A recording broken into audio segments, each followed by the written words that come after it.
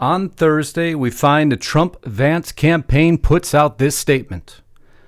There is a strong sense by many in the Democrat Party, namely Barack Hussein Obama, that Kamala Harris is a Marxist fraud who cannot beat President Trump, and they are still holding out for someone better. But then a phone call takes place.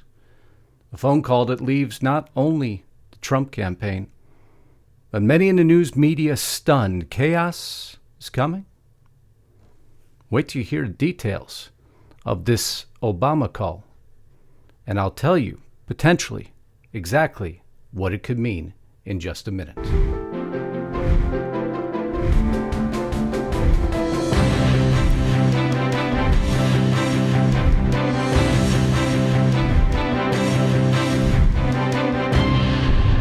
Okay, before we get started, and as I ask you on every broadcast, please make sure you're subscribed if you think you are, and make sure your alerts are turned to all, so you're actually told when I put up a video. If you're new here, welcome home. Make sure you subscribe. Your comments, your shares, always appreciated. Your means are supporting me. There's two ways. One is here. There's a membership platform. Actually, there's three. There's Super Thanks, which is if you like the content, a small donation really helps things move forward. Or simply, if you want more news, unfiltered, uncensored, Lisa Haven and I on the platform we created ourselves, our money. We didn't want anyone else involved because we wanted to control the narrative and the message, which is truth, reference, researched every day. That is restrictedrepublic.com. As I told you, we're going to leave open discount code independence. That will get you $4 a month for 2 years. But don't worry, you can cancel anytime. You have your own dashboard to do so.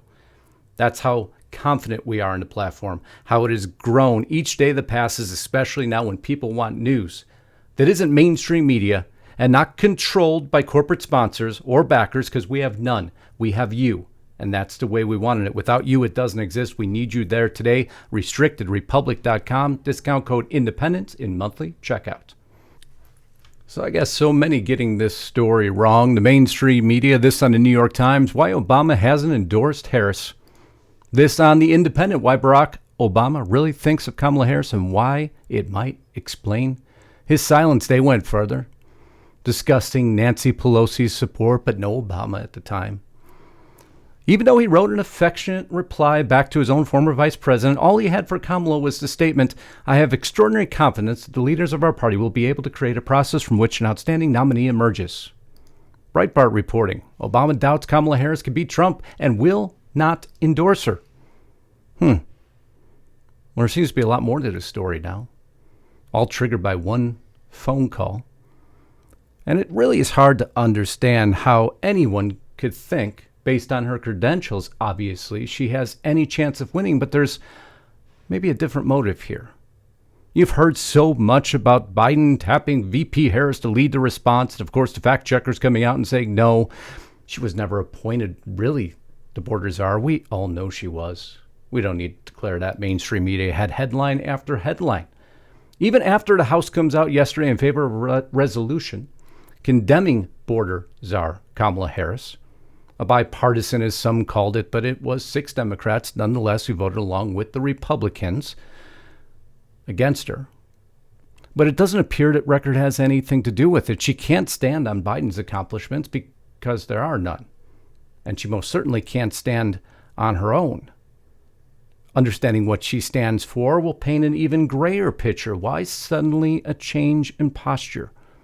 Blue City cops say Kamala Harris helped killers and rapists warn of disaster if she becomes president. They went further. Let's be clear about something.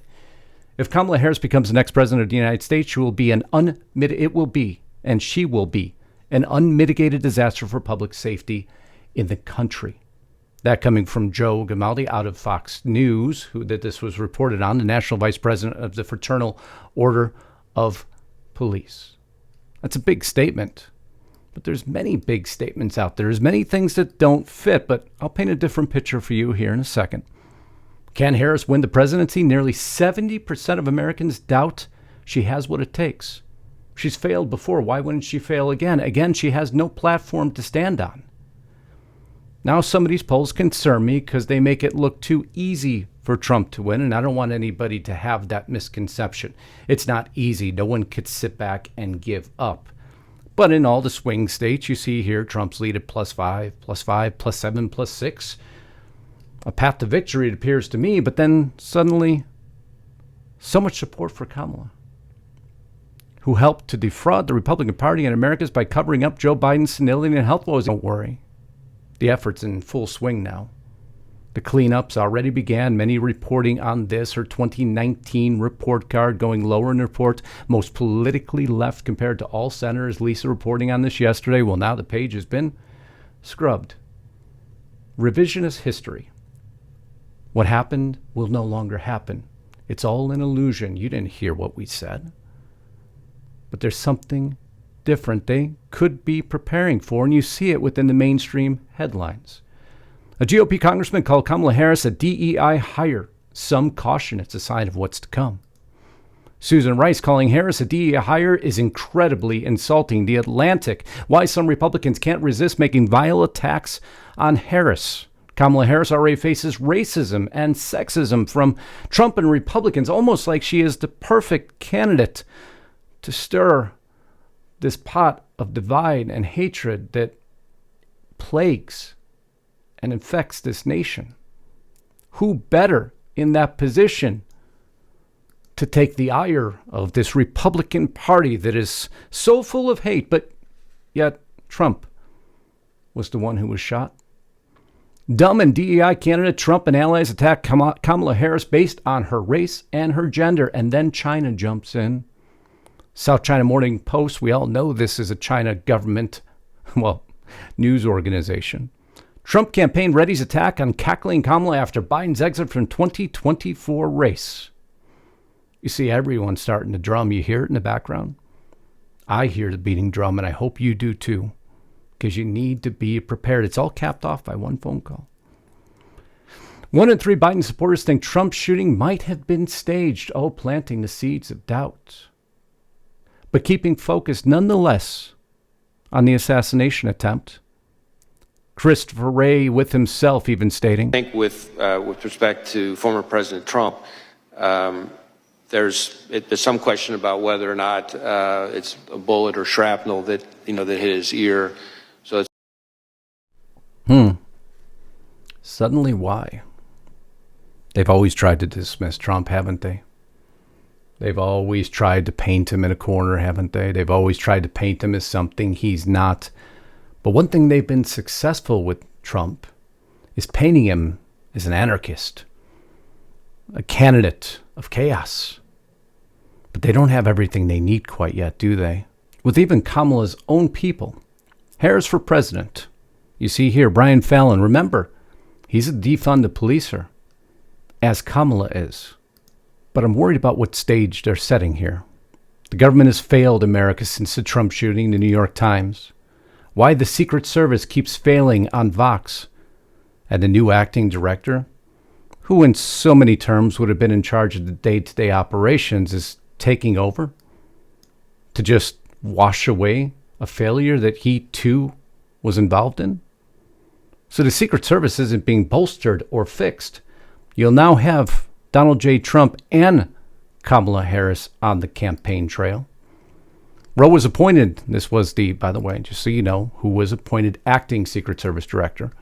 Rowe was appointed in April of last year as deputy director of Rural that granted him direct oversight of daily investigative and protective operations.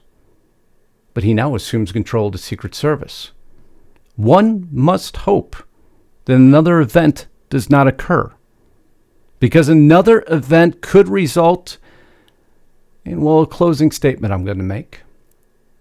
But the phone call happened nonetheless, after knowing the Secret Service is broken, after knowing that the mainstream media is ratcheting up a divide campaign, calling Trump and his cronies, criticizing them, pointing out that they're calling Kamala a DEI hire. How dare you? How racist, how sexist of you. And you watch that start to brew as the drumbeat gets louder. The phone call, of course, the one from Michelle and Barack to Kamala. Kamala! Hello. Hi. Hey there! Oh, hi, you're both together. Oh, it's good to hear you both. I can't have this phone call without saying to my girl Kamala, I am proud of you. This is going to be historic. We called to say Michelle and I couldn't be prouder to endorse you and to do everything we can to get you through this election and into the Oval Office. I'm going to stop it there because the scripted stage event that it was turns my stomach. But what changed Barack's mind? Barack knows the state of the Secret Service. Barack knows Kamala's record. He may believe that the mainstream media could turn the perception of the American public, which sometimes is far easier to do than most can imagine.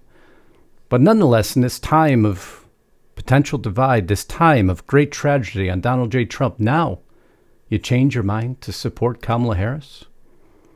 We've had chaos. We've had confusion. But the work isn't done yet.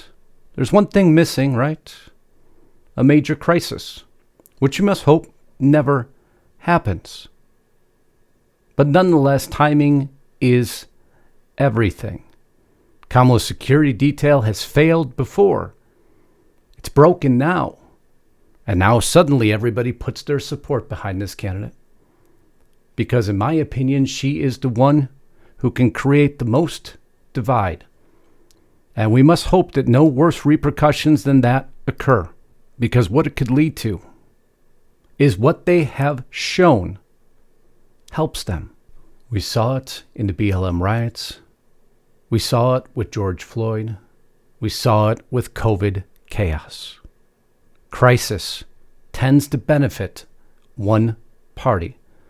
And now Barack Obama coming out in a time, a critical juncture for our nation, suddenly turning ship, supporting Kamala Harris. Does he know, like the Democrats, that the opportunity will now arise to create more division?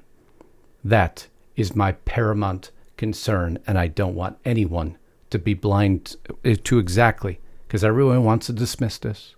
Oh, Kamala's easy to beat. Be careful, my friends. Be careful. Democrats are very crafty and very cagey. And they know now they've given their mainstream media all the tools they need to paint this sexism, divide, racism, and hatred that has fueled this country for way too many years. I love you all. Until next time, Godspeed and God bless. Justus Knight, signing out.